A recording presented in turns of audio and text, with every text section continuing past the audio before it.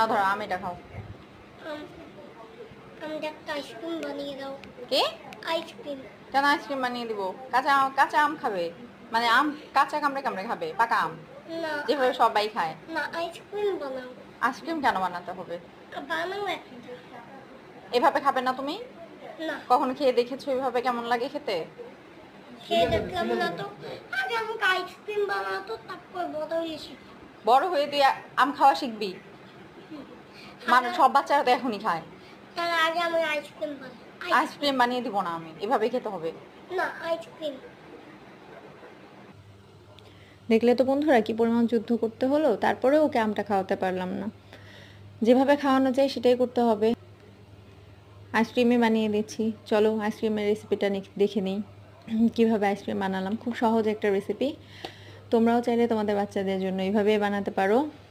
আমি প্রথমে আমটাকে চিপে রস করে এবার এটাতে দুধ মিশিয়ে দিচ্ছি 2 চামচ, চিনি মিশিয়ে দিচ্ছি। তোমরা তোমাদের পছন্দ মতো স্বাদ মিষ্টি অ্যাড করে নিতে পারো। আমি এবার একটু পানি মিশিয়ে দিলাম।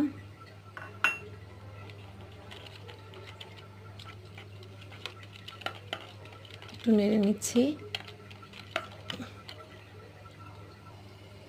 স্ট্রবেরি ফ্লেভার দিয়ে দিচ্ছি। এটা আসলে তোমরা চাইলে স্কিপ করতে পারো, আমি আসলে একটু গন্ধের জন্য, একটু মানে আইসক্রিমের ফ্লেভারটা আনার জন্য এটা মিশিয়েছি। এবার ছেঁকে নিচ্ছি। আমের রস থেকে গেলে আইসক্রিমটাও খেতে চাবে না।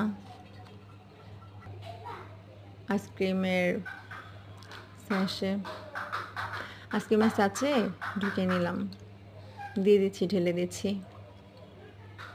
আমি আসলে খুব অল্প পরিমাণ আইসক্রিম বানিয়েছি, ওদের দুজনেরই ঠান্ডার প্রবলেম আছে, তো যতটা অল্প পরিমাণ বানানো যায়। কিন্তু ফল আসলে খাওয়াতেই হবে, সেটা যে কোনো উপায়।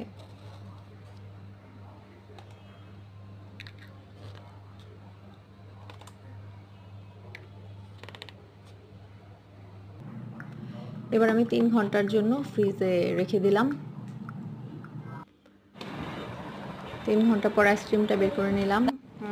এই যে আমাদের আইসক্রিম। হ্যাঁ, চলো আমি আইসক্রিম দেখে খুব খুশি হয়েছে।